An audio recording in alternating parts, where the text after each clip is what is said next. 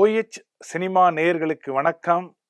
OTT சினிமாவில் இன்னைக்கு நம்ம பேச போகிற படம் நெட்ஃப்ளிக்ஸில் வெளியாக இருக்கிற தோ திவானே செஹர் மெயின் அப்படிங்கிற ஒரு ஹிந்தி மூவி.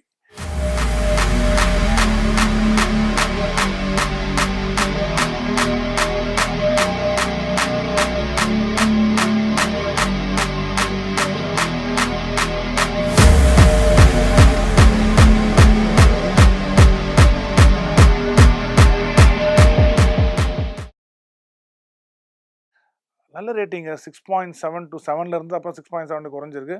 இட்ஸ் அ நல்ல movie. It's a pure love story.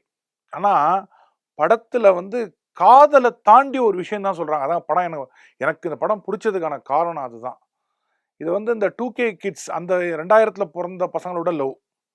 Maybe 20-25 வயசு பசங்க இப்போ எப்படி இருப்பாங்க, அவங்களுடைய லவ் எப்படி இருக்குன்றது தான் படம்.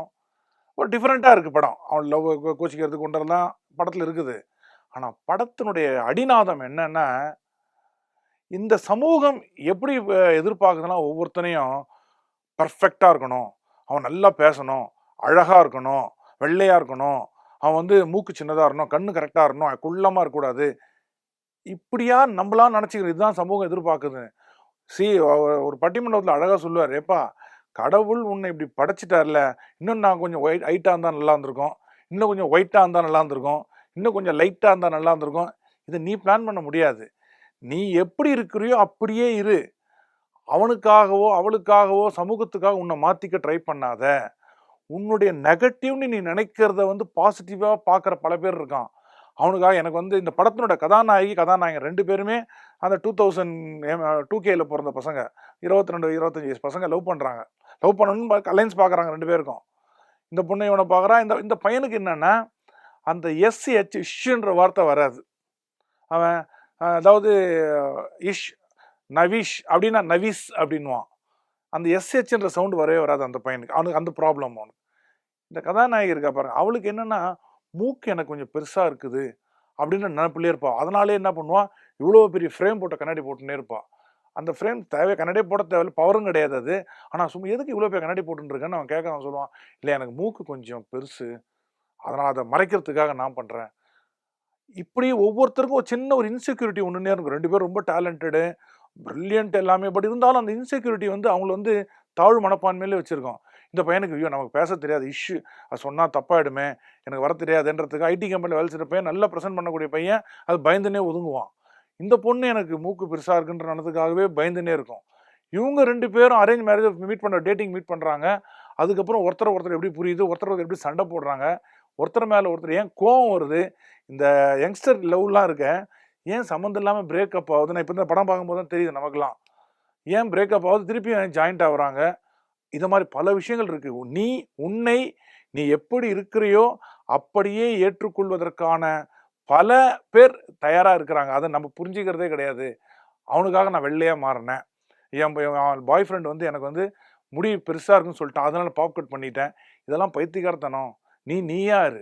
உனக்கு யாருக்காக நீ உன்னை மாற்றிக்காத. நீ அசிங்கமாக இருக்குன்னு நினைக்கிற உன்னுடைய எனக்கு கண்ணு சரியில்லை, கண்ணுக்கு லைட்டாக இதுவாக இருக்குன்னு நினைக்கினா அதை ரசிக்கிறதுக்கு ஒரு காதலன் தயாராக இருக்கான். அதுதான் உன்னை லெவல் கொண்டு போக மொழிய உடம்புல ஷேம் பண்ணி பாடி ஷேமிங் நீங்களே பண்ணிக்காதீங்க.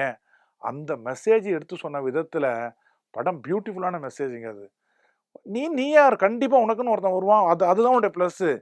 உன்னை அந்த தாழ்வு மனப்பான்மை என்ன பண்ணுதான் உன்னை உன்னுடைய திறமை எல்லாத்தையும் அழிச்சிருதுன்ற ஒரு விஷயத்த சொல்கிறாங்க. இன்னைக்கு யங்ஸ்டர்ஸ்லாம் தெரிஞ்சிக்க வேண்டிய ஒரு விஷயம். நான் கொஞ்சம் குண்டாக இருக்கிறேன், அதனாலேயே நான் ஃப்ரெண்ட்ஸு மத்தியில் போக மாட்டேங்கிறேன், நான் கொஞ்சம் கருப்பாக இருக்கிறேன், எனக்கு அதனாலேயே எனக்கு நான் ஃப்ரெண்ட்ஸ் மத்தியில் போகிறது அசிங்கமாக இருக்குது, இப்படிலாம் நினைக்காதீங்க. நீங்களாகவே இருங்க. கொண்டாடுவதற்கு மிகப்பெரிய உலகம் உங்களுக்காக காத்திருக்கிறதுன்ற உண்மையை உறக்க சொன்னதால் இந்த படம் எனக்கு ரொம்ப பிடிச்சிருக்கு. அது கதைகள் நல்ல அழகாக, லொக்கேஷன்ஸ்லாம் நீங்கள் பார்க்கணுங்க. இந்த படம் அப்படியே படம் வரைஞ்ச மாதிரி இருக்கும். ஒரு போஸ்ட் கார்டில் படம் வரைஞ்சா எப்படி இருக்கும் அது மாதிரி இருக்குது.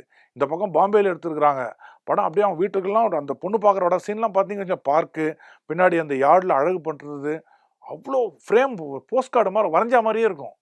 அங்கேருந்து அப்படியே உத்தராகண்ட்லாம் போகிறாங்க, அவ்வளோ அழகான லொக்கேஷன்ஸு, கண்ணில் ஒத்திக்கிற மாதிரி ஃபோட்டோகிராஃபி, சாங்ஸு, டூயட் சாங்ஸு, அப்புறம் மீனிங்ஃபுல் சாங்ஸ். நம்ம சப்டைட்டில் பார்க்கும்போது தெரியுது மீனிங்லாம்.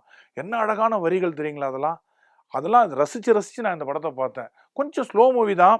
பட் இந்த இன்னைக்கு இருக்கிற இளைஞர்கள்லாம் சொல்ல படம், இந்த படம் சொல்கிற விஷயம், நான் சொல்கிற விஷயம் இதுதான். நீங்கள் நீங்களாகவே இருங்கள். உங்களுக்கான வாழ்க்கை, உங்களுக்கான பாதை கண்டிப்பாக உண்டு. அவனை மாதிரி நான் இல்லையே, இவனை மாதிரி நான் இல்லையே நினைக்காதீங்க. கடவுள் இந்த வாழ்க்கை என்பது ஒரு எக்ஸாம்.